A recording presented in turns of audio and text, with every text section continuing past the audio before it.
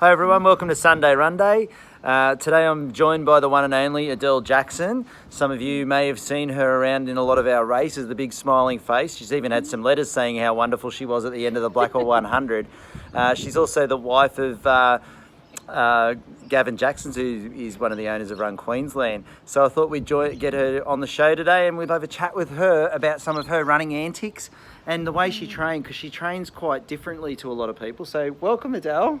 Hi everyone, great to chat to you, Matt. We're also up here at Rainbow Beach. We're a day before the race actually, so we've just been out marking the track.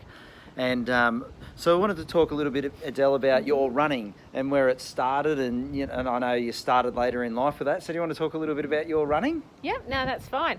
I was asked back in 2008 by a friend to be part of a Kokoda Challenge team. I had never done anything like this. The furthest I'd ever run was probably about 3K with the kids. And Gavin thought I was crazy. He thought, oh my God, do you know what you've signed up for?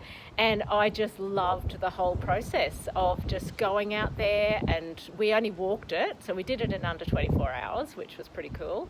And I just loved the whole process of the training and how it kind of, when you get out there and you're doing the training for it, you just feel so powerful, and it's excellent. I love it. So it was that was 96 kilometres for your first go at an ultra too. Yeah, I know. Crazy. So that's pretty wild. My mum was very worried.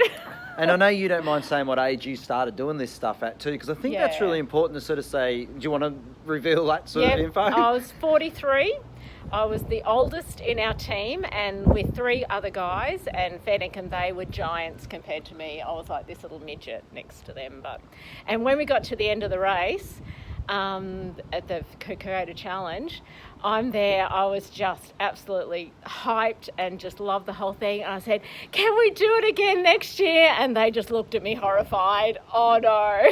and then from that, I know you went to the North Face. Yes, that was our first 100K event. Yeah, that was your individual one? Yes, the first individual. So how did that one sort of go? Loved it, yeah. So that was, really good. We finished. We just wanted to finish in the 20 hours to get the buckle.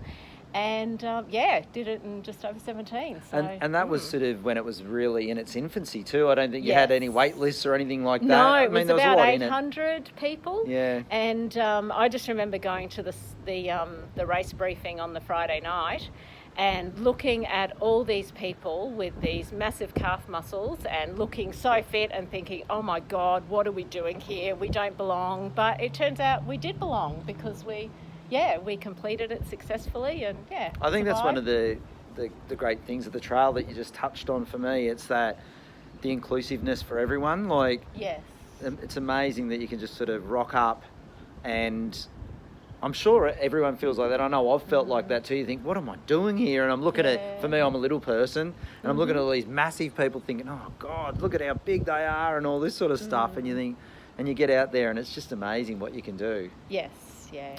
But not only have you done the North Face, you've also done a 100-miler. Do you want to talk a little bit about that? Yeah, the 100-miler was very interesting. It was a really tough challenge. I probably was too excited at the start and just started a little bit too fast and ended up having knee problems at the 50K. And then by 120K, I was down to not running at all, and just thought, I'm not going to give this up. I'm going to just walk it in. So walked the last 40K. 26 hours later, I was, broken and very sore, but ecstatic that I'd actually done it. It's funny because I seen you, I think you were coming into about the 110K mark, I think it was. But I don't know if you even knew that was me. I mean, I remember telling you a few days later. I remember a car tooting and someone yelling out, but it's like, yeah, whatever. And we'd seen you guys in the morning, and I think we'd been down to the movies and stuff like that, and we're coming back from the movies, and I'm thinking, I've had this whole day, and here's this lady still going, bloody still amazing stuff. But that was a cracking run. And then I think you came back to do the Black Hall not long after that. Yeah, it was only 7 weeks in between, and you finish something like a miler, and fair dinkum, you think you're Superwoman, And yeah, I'm fine. The fitness will carry over. It's only a 50K. Never say it's only a 50K, guys, because it can kick your butt just as easily as anything else. And it kicked mine, and that's my only DNF. So The very first Blackhall 50 was my only DNF. Because I just wasn't recovered. And I think the interesting thing, this is where really what I wanted to talk to you about. I know that throughout, like, so you've been ultra running now for over 10 years. Yes. And I know that we've talked a lot about training, and you talked a lot about diet. And you've probably gone a little bit deeper than me. I kind of did a bit, but you've gone even further. We talked a lot. Do you want to talk about how your training changed from maybe just the running bit to how you changed diet, how you looked at food, and how you changed your training? I know, and mention all about, you know, the MAF and all that MAF training that we sort of looked at, and what a difference that made in that run. And sorry, I think it was the Blackhall later on that made the huge, the following year when you came back and you did the 100K and you just carved it up. We got some cracking photos of you just smiling at the finish, as opposed to the year before pulling out in, you know, 70Ks earlier, losing basically. my lunch about 10 So do you want to talk a little bit about that? times, Because I really think it's a really great thing for people. They could learn a lot from how you've done this. Well, that was you, Brett, that put us onto Filmaffiton, and that was just a life changer for us. We totally changed, quit sugar, and now have more of a real food diet, like cut out all the chemicals and the preservatives. And also our training changed. We actually, I use a heart rate monitor now. So when I'm training, I'm actually doing the aerobic training with not getting my heart rate over sort of, the 130 while I'm training. And just having the recovery in between. And on race day, I set my watch to have an alarm at 1:45 with my heart rate.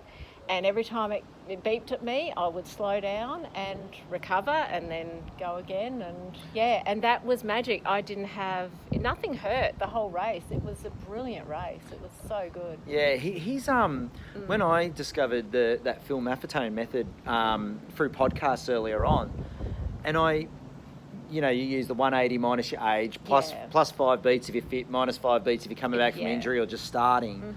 So you were using that to a T. I've used that to a T, and they're the best races I've ever had when I've trained like that.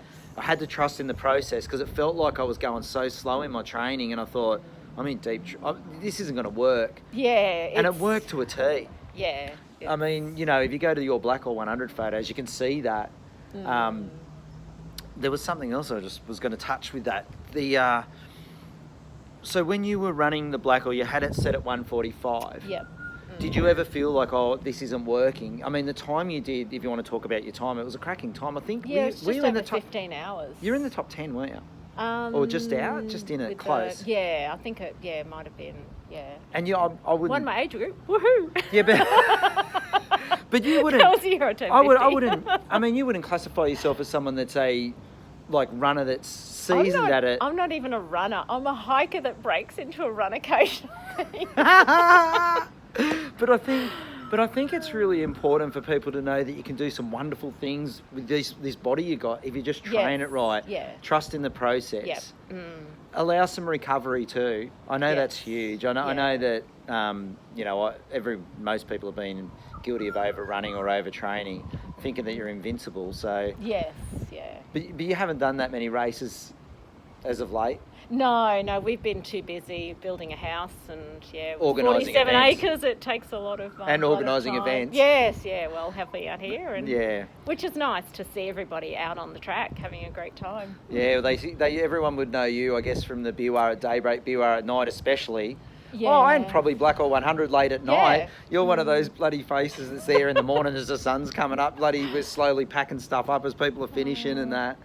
But it is a joy to watch it all, isn't it? The finishing part. Yes, definitely. And last year, watching Dean run and then finish was just amazing. Actually, Dean said he liked my energy levels.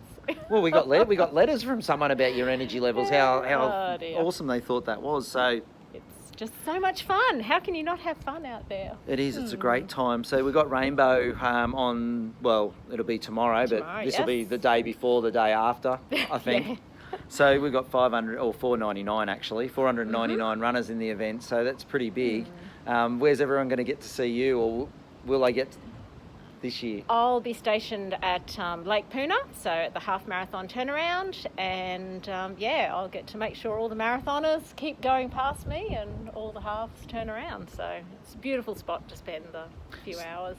So if you want some to know anything about heart rate training, or a little bit about especially nice baking, Anzac biscuits and that, talk to this lady. She's a magic baker. Bugger all sugar in half of stuff and it still tastes amazing. So yeah, thank you. Oh no, you freaking do amazing stuff. So the last well, I know you train with Gav as well, so Yes. and Gavin's a coach. I know that he told me of a funny story. You might want to tell me about this before we sort of wind it all up. You used to run with a skipping rope around ovals, didn't you? Is that correct? I'm a coach's nightmare. My technique is atrocious because I've never ever done running. So yes, he would get me to actually run with a skipping rope to get me to lift my feet properly and with my technique. And I'd sprint, and then when I get faster I just drop the rope and keep sprinting. Is that what you were doing on the track? That's what I'm doing. What a shame that social media wasn't full on back then. That'd be some good stories, wouldn't it? No, Gavin was great. Like, he did the coaching program for me and I stuck to it. And And I think that photo, I've said it a few times, that photo for Black All 100, I remember, and you're ringing that bell actually. There's that big smile, and you know you've done it well when you can cross in 100k and you've got that big smile with a cracking personal time. It was funny because coming in along the road to the finish, I was sad. I'm thinking, oh my God, it's nearly over. I just want to keep going. It was just such a magical experience. Not too bad for a bloody 100 kilometres to be thinking that. Jesus. Yeah. All right, so just before we wind it up, I've got my last question, which is, other than toilet paper, what can't you do without on the trail? I would have to say my Run Queensland buff to wipe the sweat out of my face. And probably my Run Queensland buff. Yeah, they've been coming up a couple of times. The buff's been a popular choice, so I don't mind the old buff as well. And then if it's a really hot day, you can stick ice in it and then wrap it up and have it around your neck so that you've got nice cold How good is ice on the back of your neck when you're running? Yes, brilliant. Black All 100 tip. If you can get the ice, we have it at the checkpoint. Roll it up in your buff and just wrap on the it neck. around your neck. Oh, such a cooling experience. Yep. But that's fantastic. All right, so well, when most people see this, it'll be after the race. So we hope everyone enjoyed Rainbow Beach and all the effort we've kind of gone to, and you guys for sticking with us and persevering us through all this sort of COVID stuff. We really appreciate it and we're really grateful. So I guess that's it for us. Fun day. All right. Well, we'll see ya. Okay, see you out on the track. Bye, guys. Bye.